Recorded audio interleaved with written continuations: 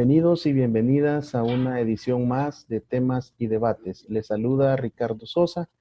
En esta oportunidad hacemos un contacto internacional hasta Costa Rica con el maestro Rodrigo Jiménez, quien es director ejecutivo de la Fundación Justicia y Género, que nos hace el privilegio de poder brindarnos conceptos y opiniones sobre diferentes temas de interés latinoamericano, centroamericano y por supuesto para nuestro país, El Salvador. Bienvenido, Rodrigo. Muchísimas gracias, Ricardo, por la invitación a tu programa Temas y Debates en el canal 67 y un saludo a todas y todos los televidentes de este programa. Rodrigo, ¿a qué se dedica y cómo nace esta iniciativa maravillosa de la Fundación Justicia y Género?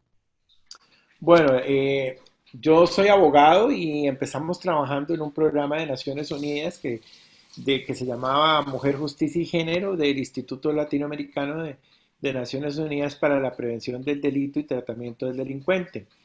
En esa ocasión, hace ya casi 20 años, iniciamos con incidir en las mujeres que se encuentran en las estructuras de poder en el sistema judicial y se creó un encuentro de magistradas y estas señoras magistradas de los más altos órganos de justicia de Iberoamérica decidieron crear la Fundación Justicia y Género, que tiene como objetivo transversalizar la perspectiva de género en el ámbito de la administración de justicia. Rodrigo, ¿cómo podemos definir en palabras comprensibles para todos nuestros televidentes y cibernautas lo que se comprende como esta equidad o igualdad de género? Bueno, hablar de la igualdad es un poco complejo porque las desigualdades se han naturalizado mucho en nuestras sociedades. Entonces el color de la piel a veces nos hace creer que una persona que tenga una piel blanca tiene más privilegios y que es algo merecido biológicamente que una persona de un color moreno. Eso también sucede por razones etarias, entonces vamos a darnos cuenta que a los niños, a las niñas y a los adolescentes consideramos que adolecen, les hace falta algo y que la persona adulta es la que debería de tener mayor poder de decisión. E inclusive hacia las personas mayores empiezan a perder poder y empezamos a cosificarlas en las relaciones humanas y las empezamos a excluir de la sociedad y de los derechos. Pero en el ámbito también del sexo, hombres y mujeres estamos también en situaciones, unos de privilegio y otros en situaciones de desigualdades. Y las mujeres en un sistema patriarcal están en una terrible desigualdad y una violencia estructural. El ser mujer en nuestros países hace que las mujeres estén en una situación de gran desventaja. Y eso nos lo dicen las estadísticas nacionales. Vamos a ver cuántas presidentas ha tenido El Salvador y cuántos presidentes ha tenido, cuántas legisladoras, cuántos legisladores, cuántas magistradas, cuántos magistrados, quién tiene el poder económico, quiénes son los dueños de las empresas, de la tierra, etcétera. Y a veces es difícil darnos cuenta de esas desigualdades porque las personas que son discriminadas creen que ese es un mandato social y que por ser mujeres, indígenas, con alguna discapacidad, adultos mayores, pues en realidad no pueden aspirar a condiciones de igualdad como si lo pueden aspirar a los hombres blancos sin ninguna discapacidad, heterosexuales, etc. Y cuando se escucha en diferentes programas de opinión o docentes universitarios o incluso políticos y políticas que nos dicen que hagamos un enfoque o que tengamos perspectiva de género, ¿a qué se refieren para las personas que no están familiarizados con este lenguaje, Rodrigo? Cuando se habla de perspectiva de género es evidenciar las relaciones desiguales de poder que tienen los seres humanos por sus condiciones de edad, de condición económica, estatus migratorio, sexo, diversidad sexual, discapacidad. Entonces hay que hacer un análisis del poder. ¿Qué poder tengo yo para aspirar, digamos, a un puesto público, qué posibilidades tengo y quién tiene más posibilidades a llegar en un puesto público. Entonces, cuando se hace un análisis con perspectiva de género, tenemos que analizar cuáles son las condiciones que tienen unos seres humanos y otros para optar, digamos, a una diputación. Entonces, probablemente para ser diputado en cualquier país de América Latina se necesita ciertos recursos. Entonces, las personas que tienen menos recursos van a tener grandes dificultades para hacer, para aspirar a un puesto público. Pero ¿quiénes son los que tienen más recursos? Es la persona blanca, los hombres sin una discapacidad, etcétera, etcétera. Ese, digamos, es un análisis de relaciones desiguales de poder en el derecho electoral de ser elegidos, pero eso se puede trasladar a cualquier ámbito de los derechos humanos, como la salud, el trabajo, la educación, etcétera. Rodrigo, y el eje transversal de la fundación es sobre lo que son los derechos humanos. ¿Cómo deciden ustedes como grupo fundador establecer esta base y este eje transversal para todas sus áreas de trabajo? Bueno, el sistema de Naciones Unidas y la Organización de Estados Americanos ha venido desarrollando una serie de estándares internacionales de protección de los derechos humanos por medio de los convenios internacionales o convenciones internacionales de derechos humanos. Entonces, vamos a encontrarnos de que esos estándares los vienen asumiendo los estados cuando los ratifican por medio de las asambleas legislativas y se convierten en legislación nacional. Entonces, las normas de derechos humanos son parte del ordenamiento jurídico que debe obedecer todos los estados de la región, incluyendo El Salvador. Esto implica entonces que tanto el ámbito del poder ejecutivo como el poder legislativo como el poder judicial tienen que cumplir con esos estándares. La fundación promueve el cumplimiento de esos estándares en todas las esferas, no solo en las esferas del ámbito público, sino en las esferas académicas, en las esferas de la sociedad civil, etcétera, para el cumplimiento de esos estándares establecidos por la comunidad internacional. ¿Cuáles son los grupos o áreas de interés y de trabajo que tiene la Fundación Justicia y Género? Porque no solo trabajan con mujeres. Sí, nosotros trabajamos especialmente los derechos humanos desde una interseccionalidad. Eso implica una diversidad de poblaciones, tomando en consideración las condiciones desiguales de poder o las condiciones de vulnerabilidad que tienen los seres humanos. Entonces, por ejemplo, en el ámbito de la educación, ¿quiénes son las poblaciones más excluidas en este derecho? Las poblaciones de escasos recursos, las poblaciones compuestas por mujeres, que a veces se tienen que quedar las niñas en los hogares o son violentadas y no pueden acudir al centro educativo, las poblaciones, los niños y niñas con una discapacidad. Entonces trabajamos en general con toda población que es excluida y que está en una situación de desventaja en las relaciones de poder, como son las mujeres, los niños y las niñas, la población migrante, la población en condición de pobreza, la población LGBTI, la población con discapacidad, las personas mayores, etcétera. Rodrigo, y para este propósito, ¿la fundación tiene sedes regionales o lo manejan desde una sede central con una serie de convenios o alianzas? ¿Cómo operan ya en América Latina?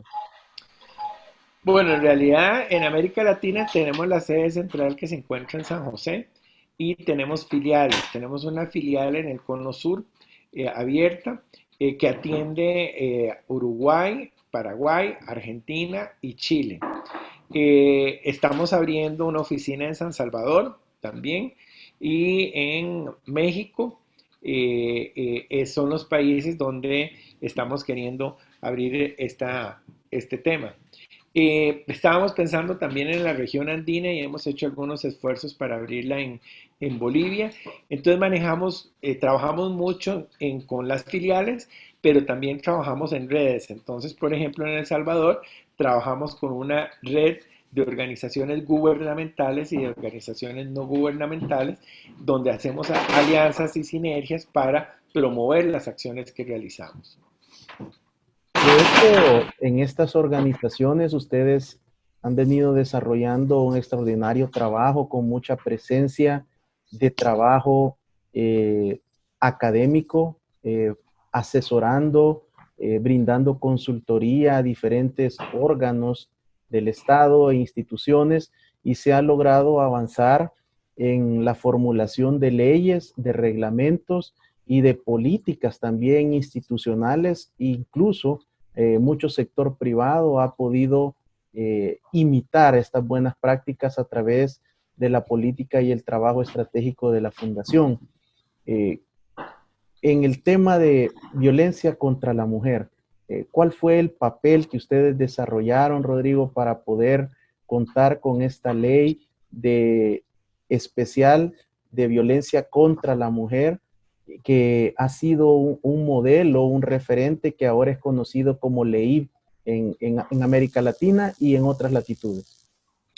Bueno, esta es una experiencia muy interesante. Generalmente tenemos alianzas con instituciones del Estado, y aquí yo quisiera resaltar la importancia del Grupo Parlamentario de Mujeres.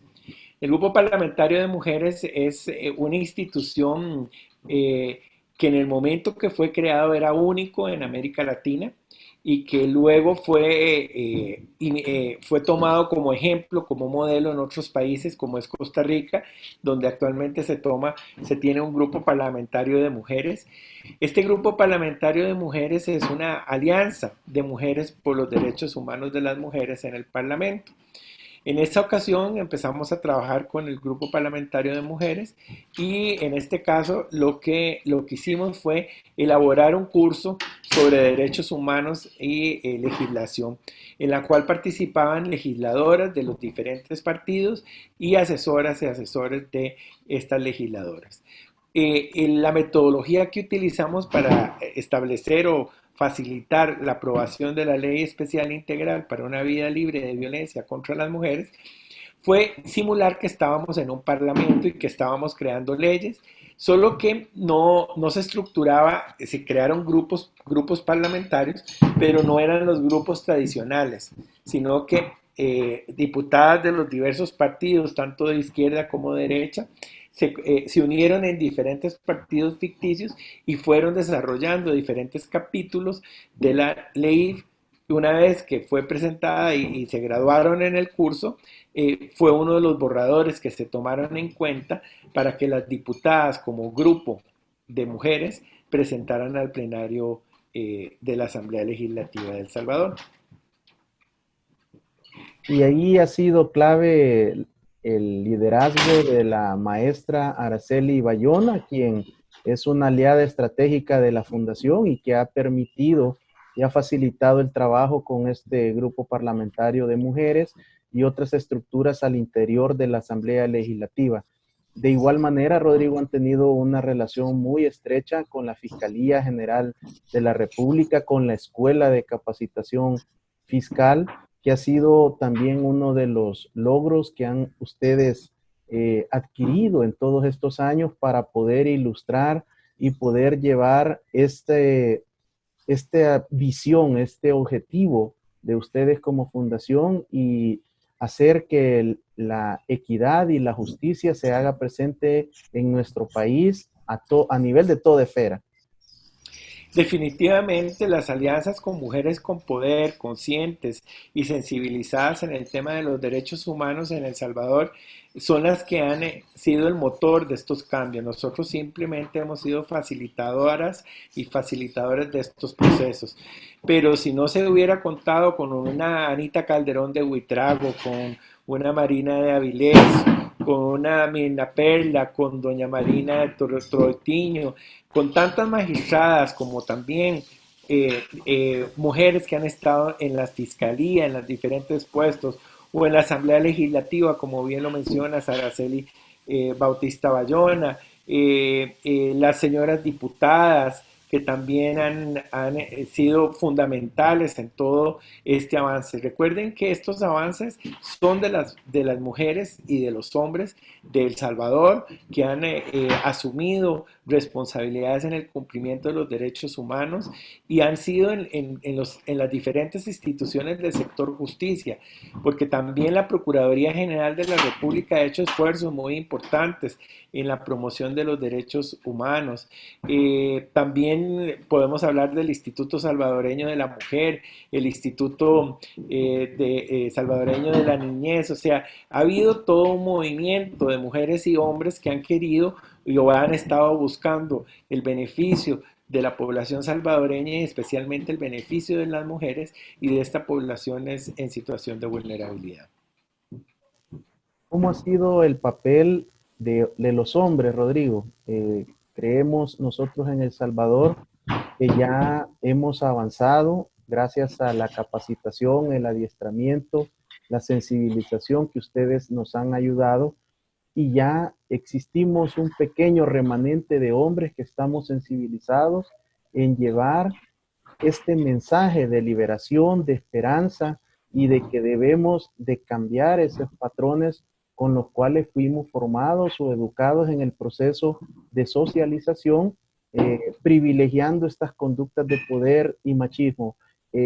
A nivel centroamericano, ¿por qué cuesta tanto todavía que las mujeres que iniciaron estos movimientos nos permitan a nosotros también participar? Existe siempre esa desconfianza que estamos dentro del grupo de los maltratadores.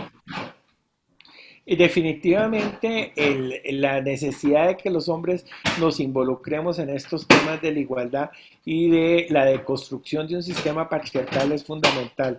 ¿En qué sentido? En el sentido de que los hombres somos parte de la problemática, somos los que podemos estar reproduciendo patrones culturales que discriminan a las mujeres y que las violentan.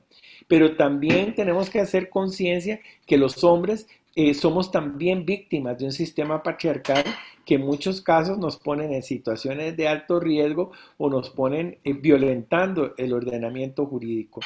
La participación masculina en El Salvador ha sido fundamental. Hemos estado trabajando en la red de hombres de masculinidades que ha estado promoviendo el Instituto Salvadoreño de la Mujer. Se han estado también capacitando en un posgrado que ofrece la Universidad Tecnológica de El Salvador en el área de estudios de las masculinidades y se han hecho avances. Ya hay grupos establecidos de hombres que están analizando las conductas y los patrones culturales desde las masculinidades para capacitar, trabajar, reflexionar desde las masculinidades de estos cambios fundamentales en los patrones culturales, donde los hombres debemos de ser partícipes de esta nueva visión de mundo y de estas nuevas relaciones entre seres humanos. Muchas gracias, Rodrigo. Hacemos un corte y al regresar conoceremos más de estos conceptos básicos para que puedas continuar ilustrando a todos nuestros televidentes y cibernautas. Y vamos a hablar del machismo, cómo se configura este poder y cómo los hombres en esto somos los victimarios de violencia psicológica principalmente, pero también de otro tipo de expresiones. Regresamos después de este corte.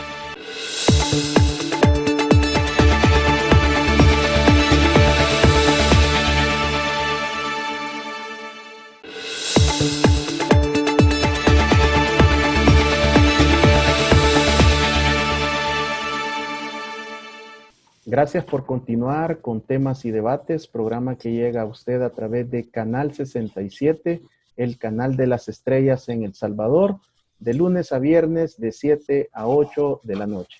Puede sintonizarnos de 1 a 2 p.m. y por nuestras multiplataformas de redes sociales. En esta oportunidad, con un contacto internacional hasta San José, Costa Rica, con el maestro Rodrigo Jiménez, director ejecutivo de la Fundación Justicia y Género. Rodrigo, ¿cómo podemos explicarle a nuestros televidentes y cibernautas lo que es el machismo? ¿Cómo nace más que las acciones en las que en un país como El Salvador estamos tan familiarizados a través de los diferentes noticieros, de los periódicos impresos y digitales, a ver diferentes expresiones de violencia contra la mujer. Pero ¿cómo nace esta cultura machista, y no solo en El Salvador, en América Latina? Bueno, yo te diría que tendríamos que ir muy bien en las identidades masculinas. ¿Cómo se construye esa identidad masculina? ¿Cómo es que nosotros aprendemos los hombres a los comportamientos de cómo debemos sentir, pensar y actuar? Esta mentalidad de cómo debemos de sentir, pensar y actuar está fundamentada en muchísimos casos en el ámbito de las instituciones que se llaman instituciones patriarcales. Estas instituciones patriarcales van moldeando cómo sentir, pensar y actuar de los hombres. Nos van diciendo cómo debemos de actuar. Y se inician desde que estamos muy pequeños, inclusive antes de nacer ya hay patrones culturales que nos van educando a que somos los que tenemos que tener el poder, vamos a ser los privilegiados y somos los que tomamos las decisiones dentro de una determinada sociedad. Esto trae entonces como consecuencia de que se van creando discursos que los hombres y las mujeres van creyendo que son ciertos y que los hombres somos los que tenemos que tener el poder y los hombres somos los que tenemos que ejercer la violencia contra la mujer para de esa manera naturalizarlos. Te voy a poner algunos ejemplos. Por ejemplo, biológicamente siempre se ha creído que el hombre es superior a la mujer y hay una serie de discursos biologistas donde establecen que los hombres tenemos un cerebro más grande que las mujeres y por lo tanto somos más racionales que las mujeres son muy emocionales, pero también hay otro aspecto donde habla de que las mujeres por su menstruación sufren desequilibrios emocionales y por lo tanto la racionalidad es más importante que la emocionalidad que supuestamente tienen las mujeres. Este discurso entonces va jerarquizando quién tiene más poder y quién es más valioso dentro de una sociedad. Evidentemente nos da entonces el discurso un poder de privilegios en el ámbito biológico. Pero no solo el ámbito biológico está presente, sino que los roles y los estereotipos sociales se reproducen en el ámbito de la publicidad. Vamos a ver en la publicidad cuáles son los roles que hacen los hombres, cuáles son los roles que hacen las mujeres. Generalmente los hombres están en las tareas productivas, que son valoradas socialmente y que son remuneradas, mientras que las mujeres en la publicidad están en los roles reproductivos, en los roles relacionados con el cuidado, donde no existe un horario ni hay una valoración real del trabajo que realizan las mujeres en el ámbito reproductivo. Esto puede darse inclusive en la familia, quién es el jefe de familia, cuáles son los roles dentro de la familia, o sea, la familia también va reproduciendo y va enseñando a los niños y a las niñas cuáles son sus posiciones y sus roles y cómo debe de funcionar, que se repite en la literatura, en la filosofía, en la educación, en todos los ámbitos de la sociedad. ¿Cuál es el objetivo?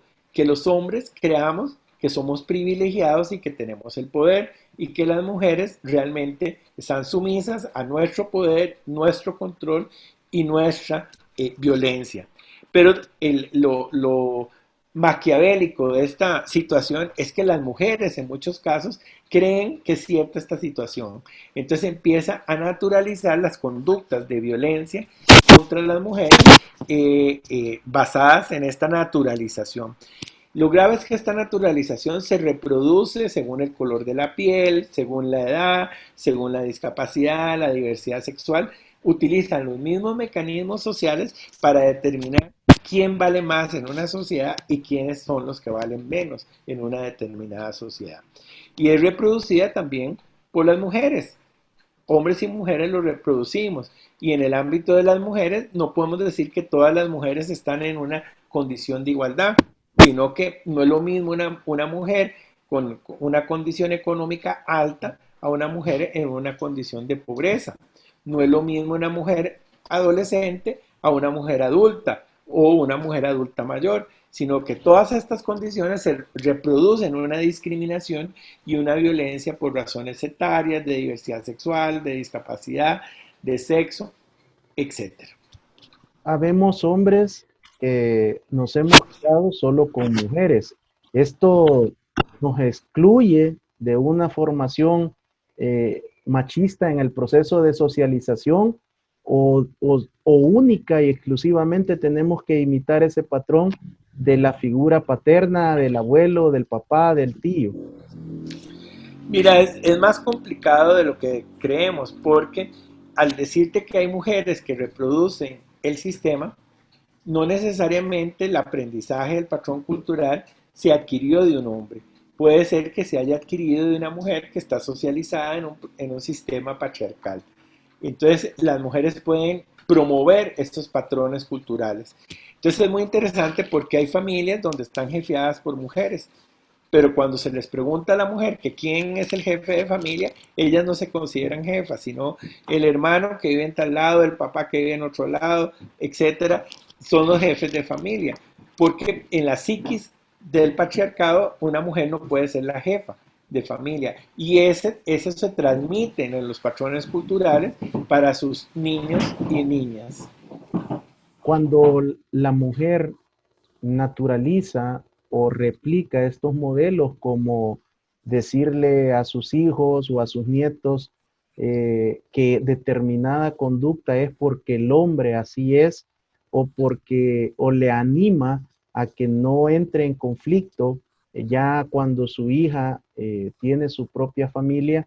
Esto es replicar ese modelo, Rodrigo. ¿Cómo lo debemos de interpretar? Ve que el modelo lo replicamos todas y todos, inclusive la gente que está más involucrada en los temas de la igualdad de género, etcétera, etcétera, los replicamos, unos más, otros menos, porque está tan naturalizado, está tan internalizado en todos nosotros que sin darnos cuenta lo vamos reproduciendo. Y probablemente los discursos que damos ahora, los movimientos de mujeres, movimientos de femeninos, etcétera, en unos años van a encontrarse un montón de sesgos discriminatorios que actualmente no los vemos en el discurso, pero luego que vayamos avanzando en las condiciones de igualdad, vamos a estar dándonos cuenta que mucho de lo que estamos hablando ahora tenía sesgos sexistas o racistas, etcétera, porque así se ha ido avanzando en nuestras sociedades. ¿Qué papel juegan los mandatos y las prohibiciones en este esquema para nosotros los hombres? Desde muy pequeños se nos dice, esto no lo puedes hacer y esto es lo que debes de ser. Bueno, estos mandatos tienen un efecto también muy nocivo para los hombres, porque le generan una serie de violaciones o de autoviolaciones de derechos humanos. Entonces voy a ponerte algunos ejemplos. Por ejemplo, en el ámbito de las emociones. Hay emociones femeninas aceptadas para las mujeres y hay emociones masculinas aceptadas. Entonces te voy a poner algo muy sencillo. Los hombres tienen derecho a enojarse y a expresar su enojo. Las mujeres no pueden enojarse y tienen restricciones en relación al enojo. Las mujeres tienen derecho a estar tristes. Los hombres no tenemos derecho a estar tristes. Eso tiene una afectación en nuestra salud mental y está afectando nuestra salud mental, tanto de hombres como mujeres, porque restringimos nuestras emociones. Voy a pasar a algo más práctico, como son las divisiones sexuales del trabajo. Se supone que hay trabajos femeninos y hay trabajos masculinos. Entonces, las mujeres no pueden hacer una serie de trabajos porque se consideran que son trabajos masculinos. Ser policía, ser mecánica, etcétera. Eso es una restricción a su derecho al trabajo. Por mientras que los hombres no pueden ser cocineros o no pueden ser maestros de preescolar, etcétera, etcétera. Entonces, vean cómo esos roles reproductivos y productivos tienen una incidencia directa en el derecho al trabajo que tienen los hombres y las mujeres. Entonces hay una violación generalizada de derechos de hombres y mujeres que establece el sistema patriarcal. Y esta violación se presenta no solo en el ámbito de que hay violencia de hombres contra mujeres en el machismo, sino violencia de hombres contra hombres y violencia, autoviolencia, formas en que nosotros mismos los hombres nos violentamos. Rodrigo, ¿cuáles son los principales daños que nos ocasiona el machismo a nosotros los hombres? Bueno, en realidad son múltiples, pero yo me voy a centrar en la parte de salud. Y la parte de salud es muy importante y ahora que estamos en tiempos de pandemia, se evidencia muy bien en las estadísticas. Las estadísticas en la salud nos dicen que los hombres no nos cuidamos tan bien como se cuidan las mujeres. Las mujeres tienen una práctica mayor de autocuido que los hombres. Entonces los hombres no vamos al médico. Entonces, supuestamente somos superhombres y no vamos al médico. Entonces eso ocasiona que los índices de cánceres sean muchísimo más altos en hombres que en mujeres. Cáncer gástrico, cáncer de pulmón, cáncer de próstata, por supuesto, cáncer de testículos, etcétera. Son muestras donde los hombres, al no cuidarse, por creerse superhombres y por ser muy machos, tienen una incidencia mayor de estas formas de cánceres y que afectan su salud. Pero eso se puede dar también en las adicciones. Claramente, las adicciones de tabaquismo, alcoholismo, drogas son muchísimo más altas las de hombres de las mujeres. No es que los hombres tengamos el gen de la adicción, sino que los patrones culturales de las masculinidades son un detonador que tiene la masculinidad para que los hombres caigamos en esas prácticas en contra de nuestra salud. Pero también en el ámbito delictivo. Ricardo, vos que sos experto en todo ese ámbito, ¿por qué, cómo explicamos que los hombres cometan más delitos que las mujeres y que sean delitos más atroces? No es que tengamos el gen de la criminalidad, sino que hay unos patrones culturales que tienden a que los hombres seamos más violentos y cometamos más delitos que las mujeres. Rodrigo, una de las áreas que también nos complica mucho a nosotros los latinos es el hablar de nuestra sexualidad. ¿Cómo afecta o cuáles son las implicaciones del machismo en nuestra vida sexual, con nuestra pareja, con nuestra esposa? ¿Se vive una vida plena? ¿Es posible vivir una vida plena cuando tu vida está dominada por prácticas machistas? Recientemente estuvimos celebrando el Día del Padre. Este fue el mes del Día del Padre, en junio. Esta situación del Día del Padre nos hace reflexionar mucho sobre la salud sexual y reproductiva masculina. ¿Cuántos padres realmente planificaron tener un hijo? ¿Qué significó una hija? ¿Qué significó para esos padres y cómo les cambió la vida? ¿Cuántos padres son irresponsables porque no planificaron dentro de su salud sexual y reproductiva? Pero eso no se queda ahí, sino que también tendríamos que analizar las enfermedades infectocontagiosas. ¿Cuántos hombres se transmiten las enfermedades infectocontagiosas? ¿Por qué? Porque no se cuidan, porque no se ponen un condón, etcétera, etcétera, y porque no están conscientes del autocuido que significa la salud sexual y reproductiva y de la responsabilidad que tiene la sexualidad. Digamos que en estos dos aspectos son muy importantes, pero también vámonos, Ricardo, a la parte de la criminalidad. ¿Por qué los hombres cometen más delitos de violación que las mujeres? Y es altísima las diferencias y de abusos sexuales, etcétera. Algo estamos haciendo erradamente que caigamos en hechos delictivos por una práctica errada de la sexualidad, donde generalmente es el control y el poder, son manifestaciones también de unas masculinidades erradas, de unas masculinidades tóxicas que generan violencia dentro de nuestras sociedades por una mala salud sexual y reproductiva. Rodrigo, hablando de eso, los hombres, este machismo, le hacemos daño a la mujer a través de los diferentes tipos de expresiones de violencia. Hacemos daño a otros hombres, eh, principalmente con temas de criminalidad y homicidios, pero también nos hacemos daño a nosotros mismos a través del suicidio.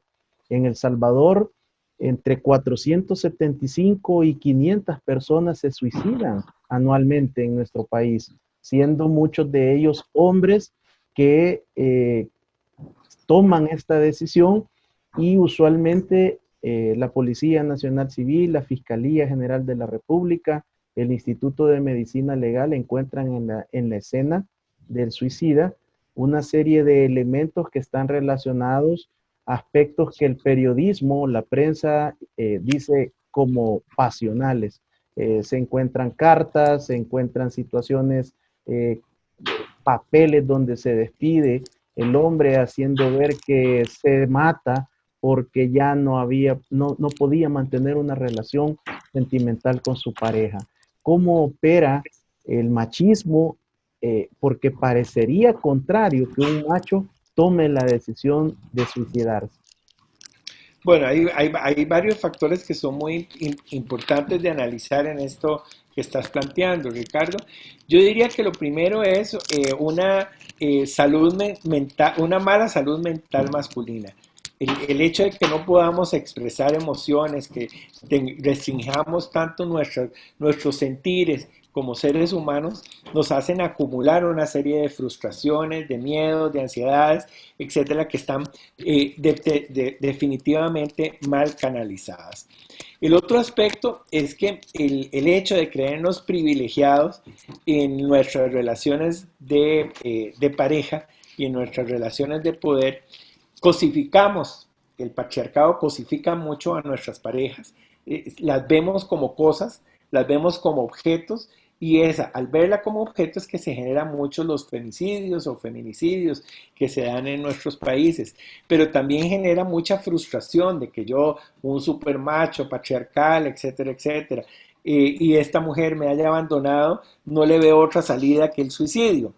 Y el otro elemento que también es muy importante, porque si hacemos un análisis de las estadísticas de suicidio de hombres y mujeres, nos vamos a encontrar que la estadística de hombres que logran la muerte con el acto de suicida es mucho mayor que las muertes de mujeres con actos suicidas. Y la razón es que los hombres son más letales en las formas en que se van a suicidar. O sea, están realmente buscando algo muy sangriento, muy dramático para obtener la muerte, y realmente son más efectivos que las mujeres en el ámbito del suicidio. Por eso son mayormente, las estadísticas nos dicen que hay más hombres que mueren en un suicidio que mujeres. Rodrigo, en todo este recorrido que nos has ilustrado en este programa, podemos comprender y asimilar que estas conductas han sido parte de nuestro desarrollo, de nuestro proceso de socialización, conductas aprendidas. Esto quiere decir que hay esperanza, que tenemos la opción de poder ser libres a través de los denominados procesos de nuevas masculinidades. Pero sin duda es un gran reto el poder presentar esto a los hombres, porque cuando uno les platica de estos maravillosos y la bendición que representan para nuestro interior, se escuchan diferentes tipos de expresiones, que lo quiere uno cambiar, que ya lo quiere hacer del otro lado, y otra serie de expresiones muy salvadoreñas. Hablo por mi país, pero ¿cómo iniciar este proceso de nueva masculinidad y cómo aprendemos a cambiar?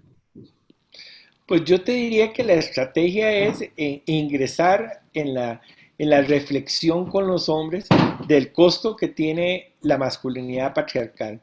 Hacer un análisis y una reflexión de las vivencias que tenemos los hombres para cumplir con los mandatos patriarcales de la masculinidad.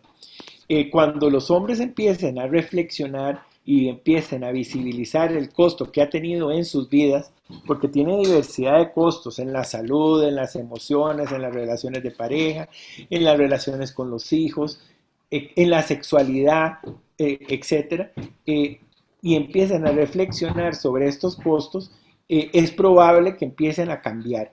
Y muchas de las estrategias del trabajo de masculinidades se ha centrado en eso, en concienciar a los hombres de ese costo y que la factura los hombres la están pagando. Una vez que podamos concienciar de que hay una factura personal, podemos empezar a concienciar y a sensibilizar sobre los costos que hay en otros hombres. Te voy a poner un ejemplo. El costo, recuerden que quien tiene el poder es aquel paradigma humano del hombre blanco sin discapacidad, heterosexual, con dinero, etc.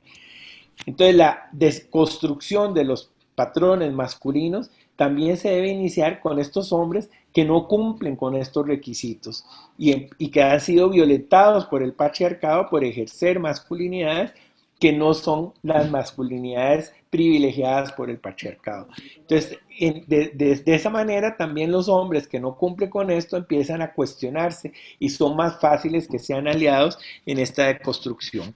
Y ya por último, también hacer un cuestionamiento de la violencia que los hombres ejercen contra las mujeres.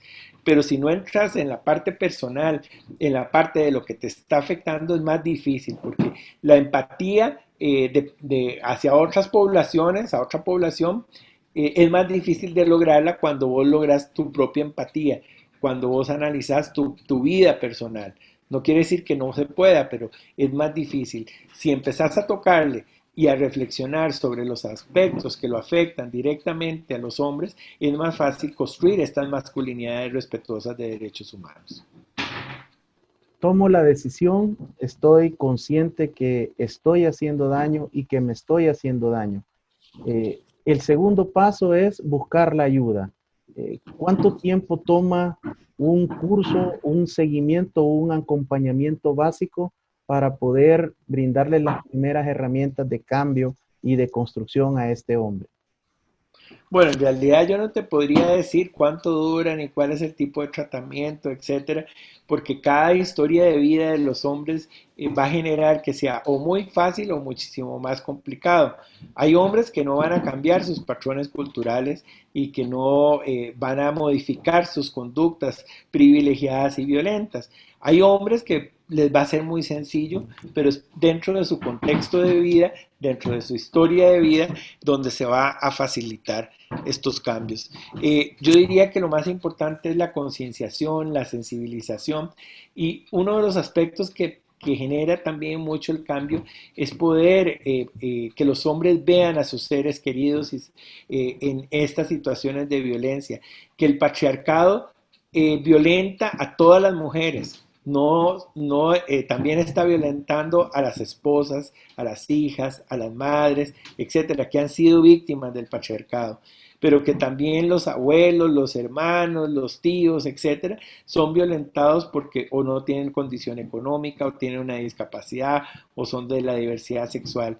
Mucho de la sensibilización es acercarse y que estén conscientes que, si bien es cierto, los hombres que tienen muchos privilegios casi no sufren de la violencia patriarcal, sus seres queridos sí, a medida que se van alejando de ese paradigma. Rodrigo, ustedes han estado muy activos en estos últimos 4 meses con diferentes cursos, seminarios, capacitaciones, aprovechando las nuevas tecnologías de la información y las comunicaciones. ¿Cuál es la primera lectura, el primer reporte que ustedes tienen sobre los efectos de la violencia contra la mujer, niñas y adolescentes en el confinamiento domiciliario que hemos tenido principalmente en América Latina y Centroamérica? Bueno, definitivamente la situación que estamos viviendo en América Latina, que es muy compleja, implica una serie de miedos, temores, estrés, ansiedades. No sabemos cómo va a ser el futuro, estamos perdiendo los trabajos, etcétera. Es una crisis a nivel mundial, a nivel país y a nivel personal. Y esto afecta en la salud mental de todos los seres humanos, de los hombres, de las mujeres, unido a esto, al confinamiento que se está viviendo, donde las horas de convivencia son mayores, la facilidad del control que tiene la gente que tiene el poder dentro de las casas, lo hace que se genere mayor violencia y se genere, por lo tanto, mayor indefensión, que se une, digamos, a la imposibilidad del Estado ante los cambios actuales de poder atender a esas víctimas de violencia. Entonces, lo que sí hemos detectado en casi todos los países es que la violencia contra las mujeres se ha elevado, no solo violencia física, sino patrimonial, violencia emocional, pero también a las niñas y a los niños. Y se ha elevado también mucho la violencia sexual a estas poblaciones. Pero también se ha elevado la violencia contra las personas mayores, las que están en las casas, las personas con discapacidad. O sea, el poder en estos tiempos de pandemia se va exacerbando quienes tienen más poder y se liga con estas condiciones de estrés y de salud mental para generar más violencia. Por ejemplo, en El Salvador llama mucho la atención que según el Observatorio de Violencia de Género de Ormuza, vamos a tener se ha elevado las denuncias, se ha elevado las llamadas, pero se ha reducido, según los datos de la Fiscalía, los procesos específicos. Claro, es muy sencillo comprender por qué, porque si la mujer o la víctima está aislada, ¿cómo va a poder presentar la denuncia? E inclusive las denuncias que hacen a los centros de llamadas de emergencia, a veces no pueden ni hacerlas, las tienen que hacer a escondidas o la tienen que hacer con ciertas condiciones porque la persona que está violentando está cerca y está controlando de que no hagan esas denuncias. Eh, en ese aspecto, Rodrigo, también hay otro dato muy importante de acuerdo a las cifras oficiales de la Fiscalía General de la República y la Policía Nacional Civil, y es que el 2019 lo cerramos con un importante descenso en feminicidios, como se le denomina acá en El Salvador, con un registro de 0.6 mujeres asesinadas diarias durante todo el 2019. Y al cierre del mes de junio, este promedio ha descendido, es de 0.3 mujeres asesinadas diarias en El Salvador. ¿Cómo explicamos eso? Que no tiene que ver solo con el tema de la pandemia. En El Salvador están asesinando menos a las mujeres, pero la violencia estructural contra ellas no disminuye. Yo lo que te diría es que las conductas masculinas de la cosificación y el asesinato de mujeres, la misoginia, se exacerba cuando el hombre pierde situaciones de control. Entonces, actualmente hay un mayor control de los agresores porque tienen a las víctimas en la casa y las tienen en una posición de sumisión donde no pueden acudir a la policía o pueden acudir a otras formas de ayuda, de solicitar ayuda. Y entonces, al mantener el control, los hombres les es más difícil cometer un femicidio o un feminicidio porque está muy ligado cuando ya los ciclos de violencia se van elevando y el hombre va creyendo que va a estar perdiendo control sobre esa víctima y la mata. Es curioso que aquí, que en El Salvador se hayan reducido, porque en otros países se ha aumentado en esta pandemia. Por ejemplo, aquí en Costa Rica se ha aumentado en la pandemia los casos de feminicidio y de mujeres desaparecidas. Igual sucede en Guatemala, dos países centroamericanos, donde las estadísticas también nos dicen que los femicidios están subiendo en época de pandemia, que el comportamiento puede ser parecido, puede ser relacionado hipotéticamente con las medidas que cada uno de los países ha tomado. Tengo entendido que Salvador tomó medidas de mayor aislamiento. Costa Rica tiene una política de un poco más abierta la sociedad. Estoy haciendo una hipótesis, podría ser desde ese punto de vista. Rodrigo, quiero darte las gracias por aceptar mi invitación, por este contacto internacional, por enseñarnos, por orientarnos y dejarnos estos conceptos tan básicos para que este programa sea de luz, de esperanza para muchos hombres y mujeres que nos sintonizan a través de las diferentes plataformas de este programa. De igual manera, agradecer a la Fundación Justicia y Género, a tu persona, al equipo de trabajo que han ayudado y han sido de tanta bendición para nuestro país, regalándonos, enseñándonos, ilustrándonos con el conocimiento y en esta etapa de pandemia, brindándonos esa serie de cursos especializados, talleres que han sido de gran bendición. Muchas gracias, Rodrigo.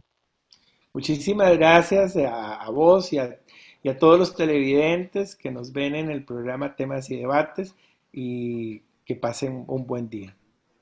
Ha sido el maestro Rodrigo Jiménez, director ejecutivo de la Fundación Justicia y Género, con sede en San José, Costa Rica, y cobertura y servicio a todo Latinoamérica y hasta donde los llaman, porque tienen esa misión y visión de ayudar a las poblaciones más vulnerables y más necesitadas. Muchas gracias por su sintonía. Bendiciones.